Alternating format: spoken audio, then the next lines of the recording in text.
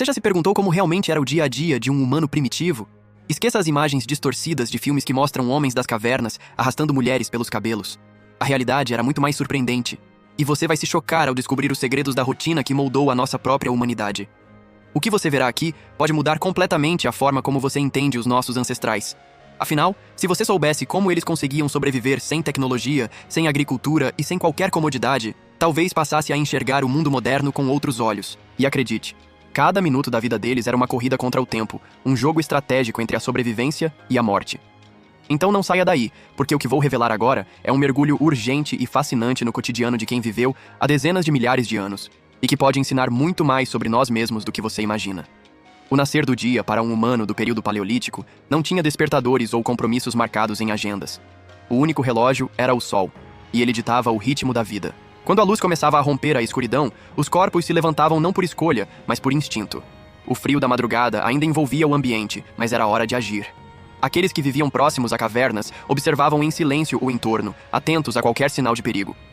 Já os que se abrigavam em estruturas improvisadas de galhos, ossos ou peles, erguiam-se do chão batido e buscavam no horizonte indícios do que o dia traria. Não havia tempo para hesitação. A sobrevivência começava cedo e cada segundo contava. A primeira prioridade era sempre o fogo. Sem ele, não havia calor, nem luz, nem proteção contra predadores. Mais do que uma descoberta tecnológica, o fogo era um elo vital para a sobrevivência e para a coesão do grupo. Manter as chamas acesas durante a noite exigia esforço coletivo, paciência e habilidade. Muitas vezes, as brasas eram cuidadosamente preservadas sob camadas de cinza para reacender pela manhã. Perder o fogo significava colocar todos em risco, pois reacendê-lo era um desafio que poderia custar horas preciosas. Enquanto alguns cuidavam da chama, outros já se organizavam em silêncio para buscar lenha, observando atentamente onde encontrar galhos secos, cascas inflamáveis ou árvores caídas protegidas da umidade. Crianças acompanhavam os mais velhos, aprendendo desde cedo a distinguir o que servia do que era inútil. Ao mesmo tempo, outro grupo partia em busca de água. Muitas vezes era necessário caminhar quilômetros até encontrar uma nascente, um rio ou mesmo uma poça limpa. A água era transportada em recipientes improvisados, como cabaças, peles costuradas ou bexigas de animais, já que a cerâmica ainda não existia. Cada um desses utensílios era fruto de gerações de experimentação, um exemplo vivo da engenhosidade humana. Antes mesmo de pensar em algo parecido com um café da manhã, o grupo já havia consumido energia, planejado estratégias e interpretado sinais da natureza. Pegadas no solo, cheiros trazidos pelo vento, frutos maduros nas árvores, raízes escondidas sob a terra, tudo era observado com rigor. A paisagem era um livro aberto que precisava ser lido diariamente, e cada detalhe podia significar a diferença entre vida e morte. Logo nas primeiras horas, depois do fogo e da água, vinha a organização silenciosa do grupo. A imagem de um caos desordenado está longe da realidade. Havia cooperação e uma divisão prática de tarefas. Homens, mulheres e até crianças participavam, não segundo regras rígidas, mas de acordo com as habilidades e o conhecimento que cada um possuía. Quem sabia reconhecer plantas comestíveis era ouvido. Quem tinha experiência em rastrear animais liderava. Quem conhecia o território assumia a frente do deslocamento. A verdadeira hierarquia não era baseada em força física, mas no saber. Isso transformava cada indivíduo em peça essencial do coletivo. A rotina variava de acordo com a estação e o clima. Nos invernos rigorosos, a prioridade era reforçar abrigos e garantir reservas de lenha e alimento. Já em dias mais amenos, a mobilidade aumentava e a coleta se intensificava. Em regiões costeiras, a vida era regulada pelas marés, que determinavam os momentos ideais para pescar ou recolher mariscos. Nas savanas, a observação dos animais era quase ritualística, pois um erro de cálculo podia significar tanto a perda de uma presa quanto a exposição a predadores. A flexibilidade era vital. Não existia um dia típico, apenas padrões: cuidar do fogo, buscar água, observar o entorno, planejar os próximos passos. Mas tudo estava sujeito ao imprevisto. Se a noite anterior havia sido chuvosa, não haveria lenha seca. Se um predador rondava o acampamento, a prioridade mudava. E se uma criança adoecesse, o esforço coletivo se redirecionava para cuidar dela. Era um mundo em que nada era garantido, e a urgência da vida moldava cada decisão. À medida que o sol subia, o grande desafio do dia se tornava inevitável: conseguir alimento. O grupo se dividia em diferentes estratégias. Alguns partiam para a caça, outros se dedicavam à coleta. Diferente da imagem popular, a caça não era exclusivamente masculina. Evidências arqueológicas mostram que mulheres também caçavam, especialmente animais de menor porte, e dominavam com destreza o uso de ferramentas e armas rudimentares. Já os homens adultos, por sua força e experiência, assumiam as caçadas de maior risco, em grupo, contra presas grandes como bisões ou cervos. Era um esforço que exigia cooperação, paciência e leitura precisa dos sinais do ambiente. A coleta, por sua vez, era a espinha dorsal da sobrevivência. Frutas, raízes, tubérculos, sementes, ovos e até insetos compunham a maior parte da dieta paleolítica. Mas identificar o que podia ser ingerido não era simples.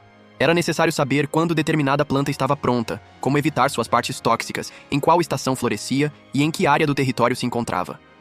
Esse conhecimento era transmitido oralmente, de geração em geração, e representava um patrimônio coletivo tão importante quanto qualquer arma de caça. Muitas vezes, a coleta garantia as calorias que sustentavam o grupo, mesmo quando a caça falhava. A harmonia entre essas duas atividades, caçar e coletar, era a engrenagem que mantinha a vida em movimento. E ambas exigiam não apenas esforço físico, mas também inteligência e memória cultural. Nos momentos de maior calor, quando a caça e a coleta tornavam o corpo exausto, havia a necessidade de pausa. Mas parar não significava inatividade. Era nesse período que surgia um dos sons mais característicos do Paleolítico: o eco da pedra sendo lascada. A fabricação de ferramentas era um trabalho constante e essencial. Lâminas afiadas, raspadores, pontas de lança e facas eram moldados com precisão a partir de pedras como sílex, quartzo ou obsidiana. O processo exigia técnica refinada. Um golpe mal calculado podia inutilizar toda a peça. Ainda assim, artesãos experientes conseguiam produzir instrumentos em minutos, ajustando o formato da pedra para cada função necessária. Essas ferramentas eram vitais para caçar, cortar carne, raspar peles ou preparar fibras vegetais. Além das pedras, fibras, ossos e galhos eram transformados em utensílios úteis no cotidiano. Agulhas de osso serviam para costurar peles que se tornavam roupas e calçados. Fibras vegetais eram torcidas até se tornarem cordas resistentes. Cestos eram tecidos manualmente para carregar raízes e frutos. O improviso era parte do cotidiano, e cada pessoa precisava dominar pelo menos as técnicas básicas para não depender exclusivamente de outros. O conhecimento circulava livremente, e o aprendizado vinha pela observação e repetição. Essas pausas produtivas, realizadas à sombra ou dentro dos abrigos, revelam que o humano primitivo não apenas sobrevivia, ele planejava e criava, transformando matéria bruta em ferramentas que garantiam não apenas o presente, mas também o futuro do grupo. O retorno da caça era sempre um momento decisivo. Havia dias de glória, quando um animal era abatido, e dias de frustração, quando o esforço resultava em nada. A incerteza fazia parte da rotina. Mas quando os caçadores voltavam com carne, o acampamento inteiro se transformava. O alimento precisava ser tratado imediatamente para não se perder com o calor. As carcaças eram abertas com precisão, a carne dividida em porções, defumada ou posta a secar. Ossos eram quebrados para extrair o tutano, rico em gordura e energia. Nada era desperdiçado.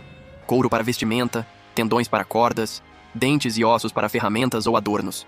Esse aproveitamento integral não era apenas necessidade, era também um sinal de respeito pelo recurso conquistado com tanto risco. Do outro lado, os coletores retornavam com cestos cheios de frutos, raízes e sementes. Muitas vezes, esses alimentos precisavam de preparo. Cascas eram retiradas, sementes esmagadas com pedras, fibras separadas. Algumas plantas, venenosas se ingeridas cruas, eram cozidas ou fermentadas para se tornarem comestíveis. Esse saber era tão vital quanto o ato da coleta em si. Há indícios de que os humanos já reconheciam propriedades medicinais em determinadas plantas.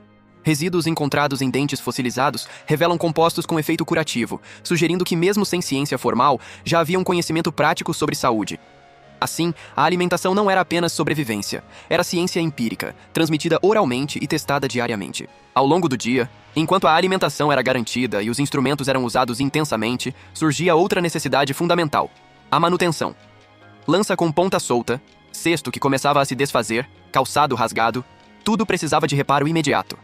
O tempo nunca era desperdiçado, e cada momento de pausa era preenchido com pequenos consertos. O improviso fazia parte da vida. Um galho servia de alavanca, uma pedra de martelo, um pedaço de couro virava amarra. O princípio era simples. Nada podia ser deixado para depois, porque o amanhã sempre trazia novas incertezas. E quando havia tempo, surgia algo ainda mais fascinante: a expressão simbólica. Pinturas em pedras, marcas em ossos, padrões riscados em madeira ou barro úmido. Esses registros, que hoje chamamos de arte pré-histórica, provavelmente não eram vistos como arte naquela época. Eram parte da vida, reflexo de memória, identidade ou espiritualidade. Cada risco ou desenho carregava o peso de um olhar humano sobre o mundo.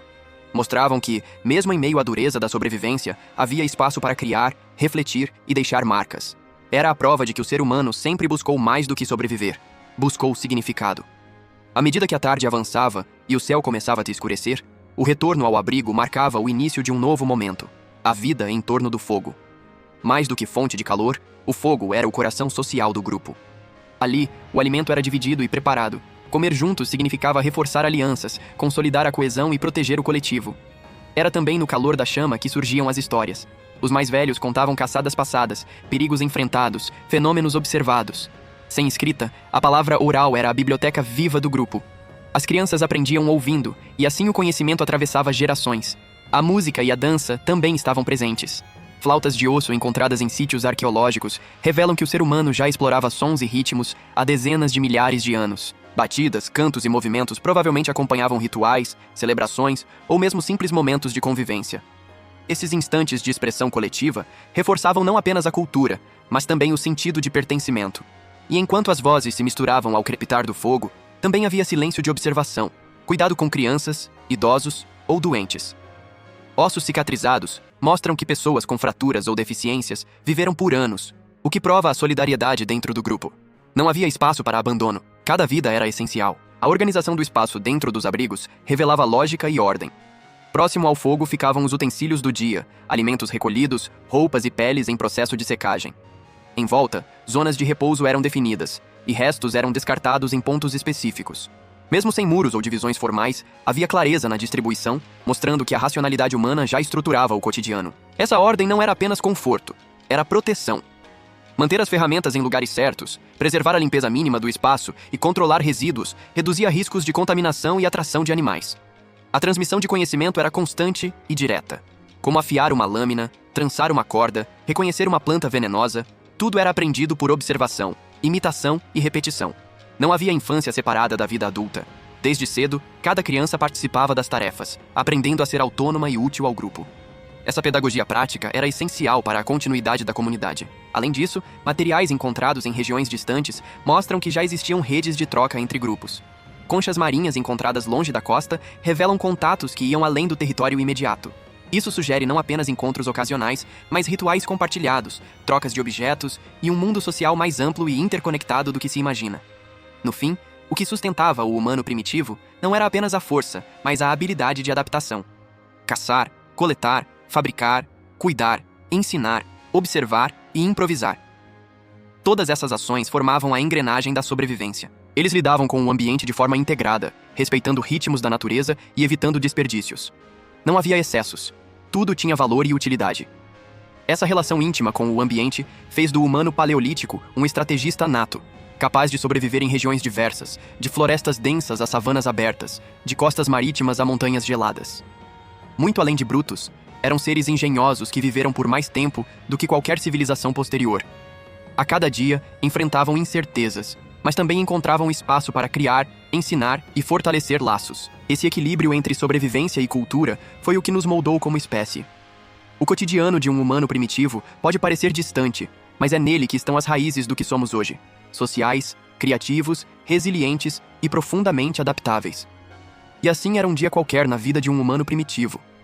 Do nascer ao pôr do sol, cada instante era marcado por escolhas de sobrevivência, pela cooperação do grupo e por uma incrível capacidade de adaptação. Eles não apenas resistiam, mas criavam, compartilhavam e deixavam marcas que ecoam até hoje na nossa história. Ao redor do fogo, dividindo alimentos, histórias e saberes, nossos ancestrais construíram os primeiros alicerces do que nos tornaria humanos modernos.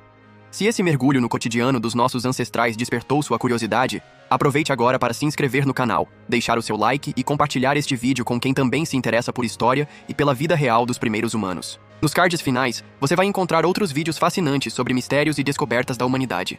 Até a próxima curiosidade!